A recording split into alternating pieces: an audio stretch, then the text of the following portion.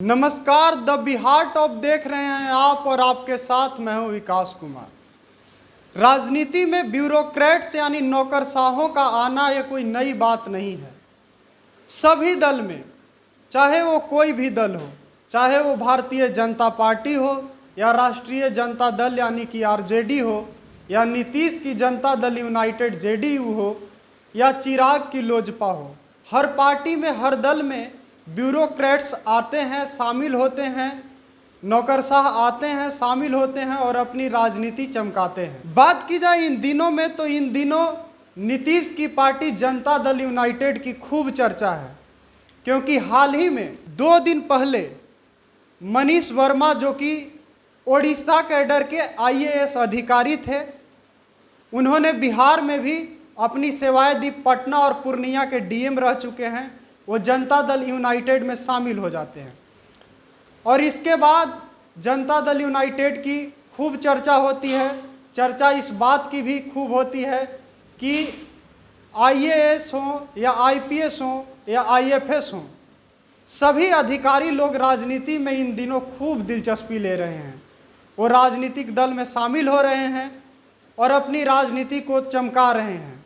तो आइए आज हम बात करेंगे, जो भी अब तक जनता दल यूनाइटेड में आईएएस हो, आईपीएस हो या आईएफएस हो शामिल हुए हैं, उनका सियासी सफ़र कैसा रहा है, सियासत में वो कितने सफल रहे हैं, उनके सियासी सफ़र पर एक नज़र डालते हैं।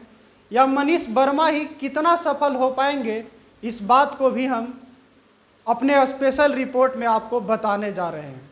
तो आइए सबसे पहले हम बात मनीष वर्मा की ही कर लेते हैं। बात की जाए मनीष वर्मा की, तो मनीष वर्मा ओडिशा कैडर के 2000 बैच के आईएएस अधिकारी थे। 9 जुलाई को जनता दल यूनाइटेड में शामिल हो गए। वर्मा बिहार के मुख्यमंत्री नीतीश कुमार के करीबी सहयोगी हैं। ओडिशा में 12 साल तक सेवा देने के बाद उन्हें 2012 में 5 साल के लिए बिहार में प्रतिनियुक्ति पर भेजा गया था। उनकी प्रतिनियुक्ति 1 साल के लिए बढ़ा दी गई थी। वे कभी ओडिशा वापस नहीं गए और वीआरएस ले लिया।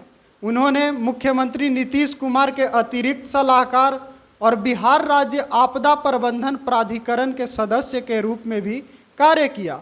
वर्मा को पटना और पूर्णिया का जिला मजिस्ट्रेट भी बनाया गया था। बिहार में अक्टूबर-नवंबर 2025 में विधानसभा चुनाव होने हैं। विधानसभा चुनाव को ध्यान में रखते हुए उन्हें जेडीयू में एक महत्वपूर्ण पद मिलने की संभावना जताई जा रही है। नीतीश कुमार और आरसीपी सिंह की तरह वे कुर्मी समुदाय के सदस्य हैं, यानी मनीष वर्मा भी कुर्मी समुदाय से ही आते हैं और नालंदा जिले से ही आते हैं, जो कि नीतीश कुमार का गृह जिला है। अब हम आरसीपी सिंह की ओर थोड़ा चलते हैं। तो जब हम आरसीपी सिंह के राजनीतिक सफर को देखते हैं, तो आरसीपी सिंह उत्तर प्रदेश कैडर के 1984 बैच के आईएएस अधिकारी थे। 2010 में वीआरएस ले ली और जनता दल यूनाइटेड में शामिल हो गए। शामिल होने के बाद राज्यसभा के सदस्य भी बने। 2016 में उन्हें फिर से राज्यसभा के लिए मनोनीत किया गया। आरसीपी सिंह की नीतीश से पहली मुलाकात तब हुई थी जब वे 1996 में तत्कालीन केंद्रीय मंत्री बेनी प्रसाद वर्मा के निजी सचिव के रूप में तैनात थे।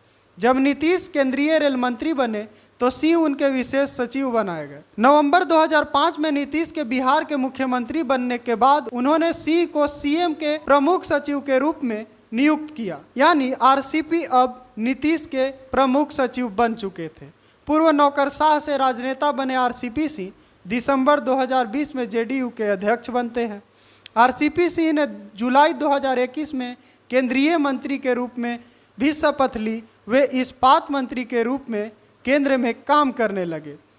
पार्टी में उनको लेकर असंतोष भी भड़की। पार्टी के कई नेताओं ने उन्हें पार्टी के साथ छल करने का आरोप लगाया, यानी आरसीपी सिंह ने पार्टी के साथ गद्दारी की है, ऐसा जेडीयू के कई नेताओं का कहना था।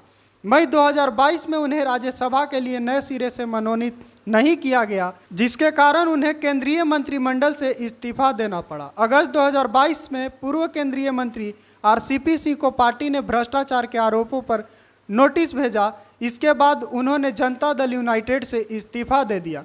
जेडीयू ने उनसे 2013 से 2022 तक अपने परिवार के सदस्यों की ओर से अपने नाम दर्ज कराई गई अचल संपत्ति का स्पष्टीकरण मांगा था। आरसीपी ने कहा कि इस पार्टी में कुछ भी नहीं बचा है, जेडीयू एक डूबता हुआ जहाज है। उनके अलग होने से पहले वह पार्टी में सबसे प्रभावशाली व्यक्ति थे, जो बिहार के मुख्यमंत्री नीतीश कुमार के बाद दूसरे स्थान पर थे। मई 2023 में केंद्रीय मंत्री धर्मेंद्र प्रधान और वरिष्ठ नेता अरुण सिंह की मौजूदगी में आरसीपी सिंह भाजपा में शामिल हुए। नीतीश कुमार की तरह वह कुर्मी समुदाय के सदस्य हैं और नालंदा जिले से आते हैं। आपको बता दें कि इस फेहरिस्ट में और कई भी नाम हैं। पवन कुमार वर्मा, जो कि 1976 बैच के पूर्व आईएफएस अधिकारी थे। पवन कुमार वर्मा 2013 में जेडीयू में शामिल हुए थे। जून 2014 में नीतीश ने उन्हें 2 साल के लिए राज्यसभा भी भेजा था। कभी बिहार के मुख्यमंत्री नीतीश कुमार के करीबी रहे, राजनयिक से राजनेता बने इस व्यक्ति को जनवरी 2020 में जेडीयू से निकाल दिया गया था। पार्टी के खिलाफ विवादित बयान देने के आरोप में वर्मा को जेडीयू से निकाला गया था। पूर्व राजदूत वर्मा ने संसद में भारतीय जनता पार्टी की सरकार की ओर से पेश किए गए नागरिकता संशोधन अधिनियम से असहमति जताई, जो नीतीश कुमार और जेडीयू की स्थिति को चुनौती देता है। तब और मौजूदा समय में पार्टी के नेतृत्व वाले राष्ट्रीय जनतांत्रिक गठबंधन एनडीए का सदस्य था। एनके सिंह ये भी जेडीयू में रहे हैं। इनके राजनीतिक सफर की बात की जाए तो 1964 बैच के बिहार कैडर के रिटायर्ड आईएएस अधिकारी एनके सिंह 2008 में जेडीयू में शामिल हुए थे। वे जेडीयू के टिकट पर 2008 से 2014 तक राज्यसभा के सदस्य रहे।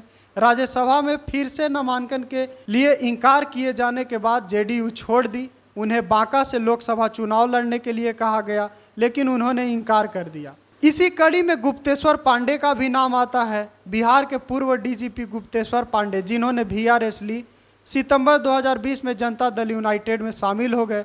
1987 बैच के पूर्व आईपीएस अधिकारी को फरवरी 2021 में रिटायर होना था, लेकिन उन्होंने वीआरएस का विकल्प चुना।